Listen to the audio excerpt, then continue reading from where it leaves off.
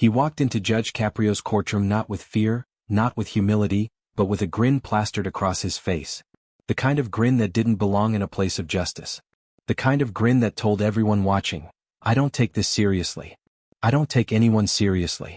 Friends, picture it, a young man, leaning back casually at the defendant's bench, smirk tugging at his lips, eyes darting around the courtroom as though he owned it. No shame. No worry. Just arrogance. He laughed under his breath even as his name was called. But what would make someone smile in the face of the law? What did he do that brought him here today? And more importantly, what did he think would happen when he stood before Judge Frank Caprio, a man known not only for justice but for compassion, fairness, and wisdom? The courtroom noticed immediately. People shifted in their seats, whispering to one another.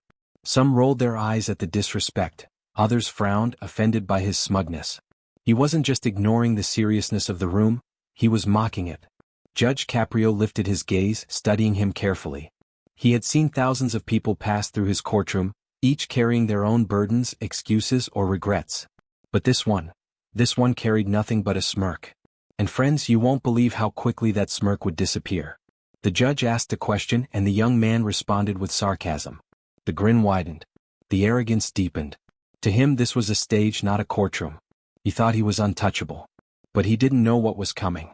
Because behind that calm expression, Judge Caprio was listening.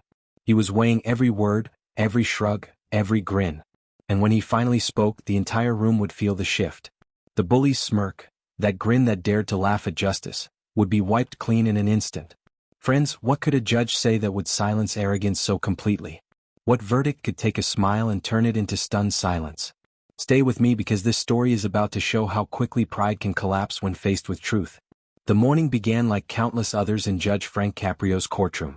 The benches were filled with people clutching traffic tickets, citations, and summons slips. Some sat nervously, tapping their feet or wringing their hands. Others whispered to one another in hushed tones, rehearsing excuses or hoping for mercy. It was an ordinary day, or so it seemed. The bailiff's voice carried through the room, calling cases one by one. A delivery driver explained how he parked illegally while dropping off food in a rush. A young woman nervously admitted to speeding on her way to a job interview. A father, embarrassed, said he hadn't seen the no parking sign near the school.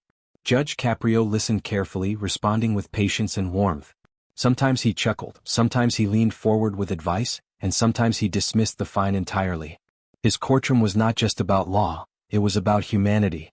People came expecting punishment but often left with dignity restored. That's what made his courtroom different from all the others. And yet, beneath the calm rhythm of cases, a new kind of energy was waiting to break through the routine. Because when the next defendant's name was called, the atmosphere changed.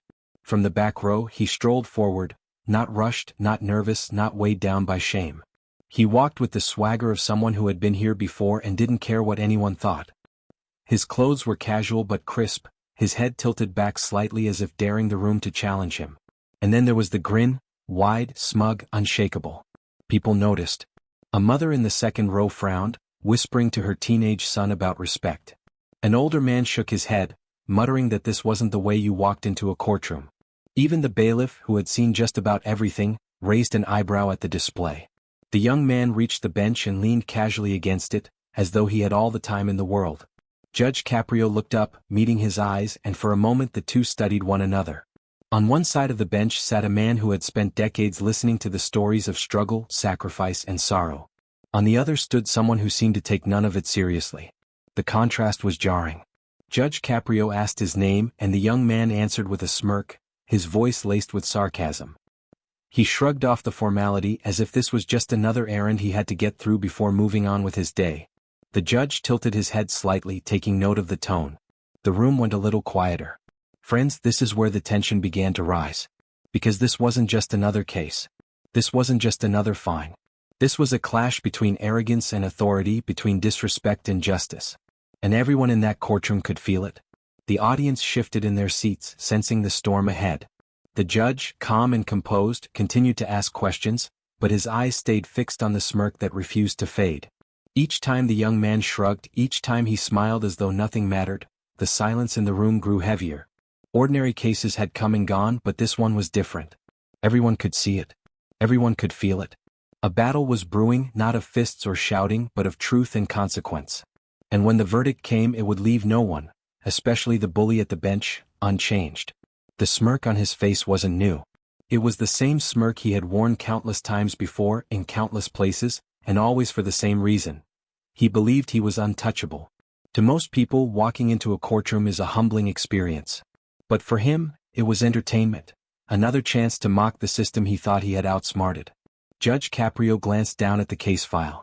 On paper, it looked like a minor violation, a traffic offense that should have been handled quickly. But one look at the record told a different story.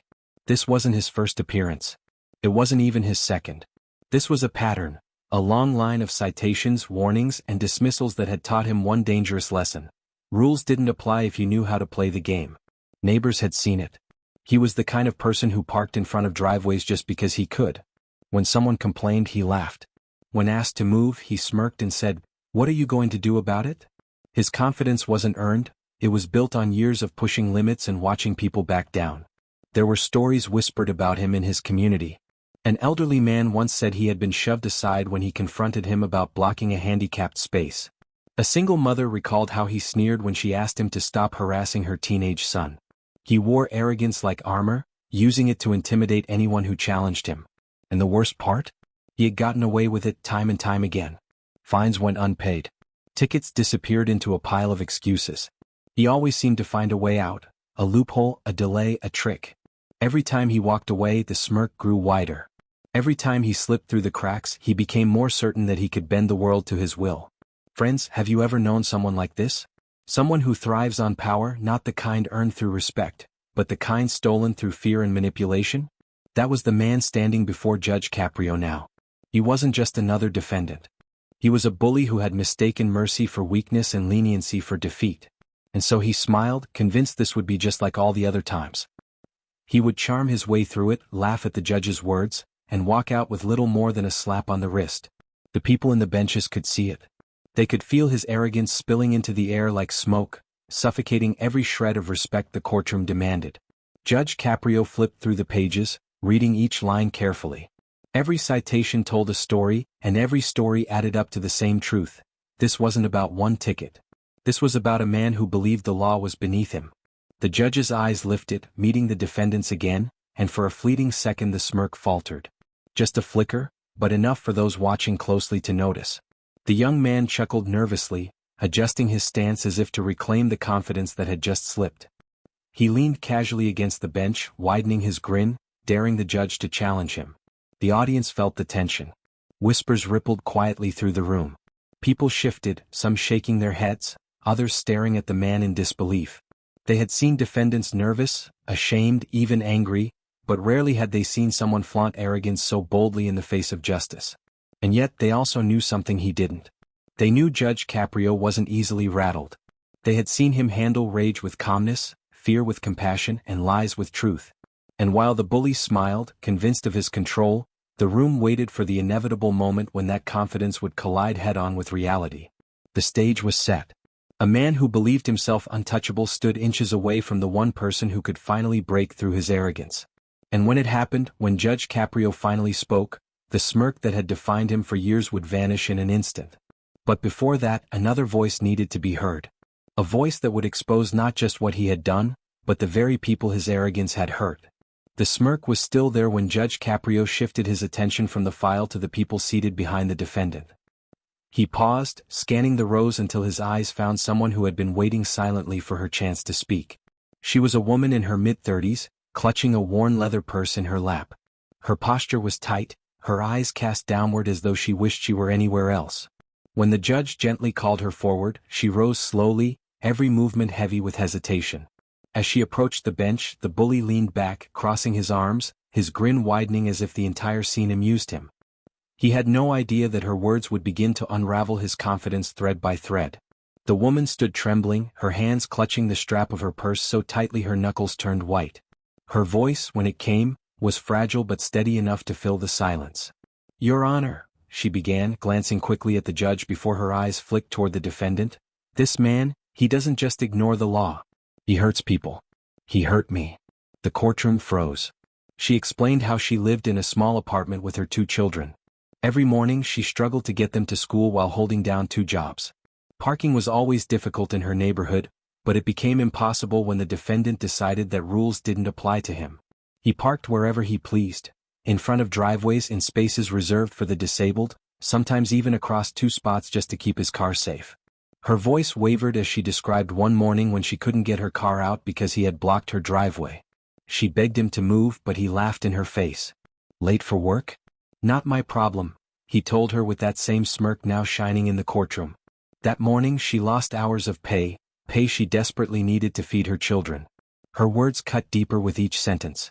She recounted the humiliation of standing on the sidewalk while her children watched their mother plead with a man who treated her desperation like a joke.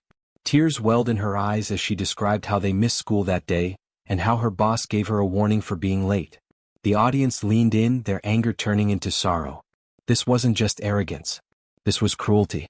The defendant shrugged, smirking again, but this time it looked thinner, weaker. The judge's eyes narrowed. The woman's voice trembled more as she revealed another story. One evening she returned from work with groceries. The same man had parked in the only spot near her building, a space reserved for a handicapped resident, her elderly neighbor. When she confronted him, he laughed again and said, "Old people don't drive at night." The neighbor, she explained, had to park blocks away and struggled home with a cane in one hand and a bag in the other. Her voice cracked as she whispered, "He thinks it's funny. But for us it's survival. Every time he smiles, someone else suffers." The benches behind her were silent, heavy with emotion. A woman dabbed her eyes with a tissue. An older man shook his head in disbelief. Even the bailiff, stoic as ever, glanced down, his jaw tightening. Judge Caprio leaned forward, his expression grave. He didn't interrupt. He didn't rush her. He let every word land like a hammer against the arrogance that had filled the room moments before. The bully shifted uncomfortably now, his smirk flickering. He rolled his shoulders, glanced around as if searching for someone to back him up, but found only cold, disapproving stares. Friends, this is the moment when arrogance meets truth. This is when the cost of selfishness is no longer hidden but spoken aloud by the very people forced to bear it. The woman's trembling voice carried more weight than all his swagger combined. She finished with a whisper that silenced even the air itself. "I'm not here because I hate him. I'm here because I don't know what else to do. Someone has to stop him before he ruins more lives." The judge sat back, his fingers interlaced, his face unreadable. The bully's smirk hung by a thread. And everyone in the courtroom knew, the moment of reckoning was drawing closer. The woman's trembling testimony still lingered in the air when all eyes turned back to the defendant. It should have been a moment for reflection, remorse, even a hint of shame. But instead there it was again, that same smug grin. He leaned casually against the bench, one arm resting on the edge as if this were nothing more than a minor inconvenience. His lips curled upward, his eyes glimmering with arrogance. It was a smile that told the entire courtroom, "I don't care what you think. None of this matters to me." The audience shifted uneasily. Murmurs rippled through the benches. People who had been moved to tears just moments before now clenched their fists, their faces hardening with frustration. How could he still smile after hearing what he had done? How could he laugh when others had suffered because of his arrogance? Judge Caprio's eyes narrowed. He had seen nerves disguised as bravado before, but this wasn't that. This wasn't fear hiding behind a smile. This was contempt. It was a mockery of the very space they were in. The bully chuckled under his breath, shaking his head slightly as if to dismiss the woman's pain. "She's exaggerating," he muttered, just loud enough for those nearby to hear. His tone was dripping with sarcasm. "People always blame me. Not my fault they can't handle life." The reaction was instant. A woman in the back gasped. Another shook her head in disbelief. The elderly neighbor who had struggled with his cane clenched his jaw, eyes burning with quiet anger. Even the bailiff shifted, his arms crossed tightly as though restraining himself from stepping forward. Friends, imagine sitting there watching arrogance dressed as confidence, cruelty disguised as humor. Imagine listening to someone laugh at another's suffering while standing in the very place where justice is meant to be served. That was the scene before Judge Caprio. But the bully wasn't finished. He shrugged his shoulders dramatically, flashing his grin as though daring the judge to challenge him. "Look," he said, waving a dismissive hand, "it's a parking ticket. It's not like I committed a crime. People take things way too seriously." His words cut through the tension like a blade, not softening the moment but sharpening it. The victim lowered her head, her hands shaking. The courtroom stiffened with outrage. And still the smirk remained. It was more than disrespect, it was defiance. He believed, as he always had, that he was untouchable. To him, every glare, every murmur, even the judge's silence was just another opportunity to wear his grin like a shield. Judge Caprio leaned back slightly, his face calm but his eyes intense. He let the silence stretch, heavy and unbroken, forcing the weight of the moment to press down on the man who still refused to bend. The bully's smirk faltered for just a second, then returned, weaker but still there, a last act of arrogance before the storm that was about to come. Friends, this is the breaking point. This is where patience ends and truth steps forward. The audience could feel it. You could almost hear their hearts beating louder in anticipation. They weren't just waiting for a verdict anymore, they were waiting for justice to answer arrogance once and for all. The bully leaned back, arms crossed, smirk tugging at the corners of his mouth as if to say, "Go ahead. Do your worst. I've beaten the system before and I'll do it again." But what he didn't know, what he couldn't possibly know, was that Judge Caprio had already made his decision. And the words that were about to fall from the judge's lips would do more than wipe that smirk away. They would leave the entire courtroom stunned, a moment none would forget. The smile that had mocked justice for so long was seconds away from vanishing. And when it did, the silence that followed would be louder than any laughter the bully had ever dared to offer. The smirk still lingered when Judge Caprio finally leaned forward, his hands resting lightly on the bench.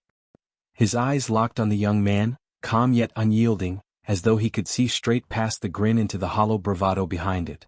The room hushed instantly, every breath drawn in anticipation. "Sir," Caprio began, his tone low and steady, "I've been on this bench for many years. I've heard every excuse, every story, every attempt to turn responsibility into a joke. And I'll tell you this, a smile might fool some people but it doesn't fool me." The bully shifted, his grin flickering ever so slightly. He uncrossed his arms only to cross them again, clinging to his pose of defiance. The judge continued. "You heard this woman speak. You heard how your actions caused her to lose pay, how her children missed school, how her elderly neighbor struggled to walk blocks because you chose convenience over compassion. And still, you smiled." The words cut clean, slicing through the arrogance like a blade. The smirk faltered, though it tried to return. "Do you know what that smile tells me?" Caprio asked, his voice sharpening. "It tells me you don't care. It tells me you believe you're above the law. It tells me you think the world owes you a pass for every choice you make. But let me remind you of something. The law isn't here to bend for your arrogance. The law is here to protect people from it." The audience shifted, eyes fixed on the exchange. Every word carried weight, striking not just the man at the bench but everyone listening. Caprio leaned closer. "I grew up in a household where respect wasn't optional. My father taught me that dignity means putting others before yourself. He told me that the measure of a man isn't how loudly he laughs, but how quietly he listens. And when I look at you, I see someone who has forgotten those lessons, or maybe never learned them at all." The bully's grin had thinned into a twitch now, his jaw tightening, his eyes darting nervously. "You think mocking the law makes you powerful," Caprio pressed. "But power isn't found in arrogance. Power is found in responsibility. Power is knowing your actions affect more than just you. And right now, the only power you're showing is the power to hurt others. That's not strength. That's weakness." The silence in the room was absolute. Even the faint hum of the air conditioning seemed to disappear. Every eye was fixed on the judge, and every heart was waiting for the fall of the smirk that had loomed over them all morning. "Now," Caprio continued, his voice softening but no less sharp, "you may think you've fooled others before. Maybe you've slipped through cracks, laughed at tickets, shrugged at fines. But let me assure you that ends today. Because justice isn't blind in this courtroom.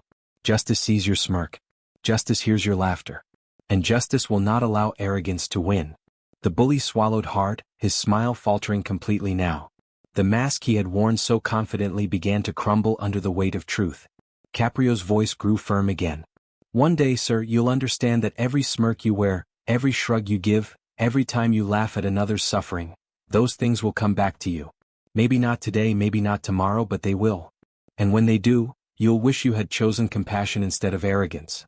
The courtroom sat frozen, the words hanging in the air like a verdict before the verdict. Finally, the judge leaned back slightly, his eyes still locked on the man. "You came in here with a smile. But what you leave with will be a lesson. And I promise you, it will not be one you'll ever forget." The smirk was gone now, erased not by anger, not by shouting, but by the quiet authority of a man who had seen through it all. The audience exhaled as though they had been holding their breath for minutes. Justice was no longer a question. It It was inevitable. The silence was deafening. The smirk that had once owned the room was gone, stripped away by the judge's words. The young man now stood shifting uneasily, his eyes darting around the courtroom, searching for a lifeline that wasn't there. Everyone waited, the audience, the victim, even the bailiff, for the final words that would decide his fate. Judge Caprio leaned forward, folding his hands together. His tone was calm, but the weight of authority rested in every syllable. Sir, this courtroom is not a stage for your amusement. It is a place where real people come with real struggles. And today your actions have been laid bare for everyone to see. This isn't about one ticket. This is about respect. Respect for the law, respect for your community, respect for the people you've harmed. The young man's jaw tightened, but he didn't speak.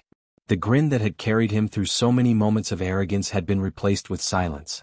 Caprio continued. Ordinarily, I might issue a fine. But clearly, fines have meant nothing to you in the past. You've laughed at them, shrugged them off, ignored them. So today we will try something different. The audience stirred, leaning in. The tension climbed higher. What would the judge do? You will perform community service, Caprio said firmly. Not just any service. You will report to the very neighborhood you disrupted. You will work alongside those you've inconvenienced. You will clean the sidewalks you've blocked, assist the very people you disrespected, and spend your hours understanding that arrogance is not strength, service is. Gasps echoed through the courtroom. The victim's eyes widened, her lips parting in disbelief.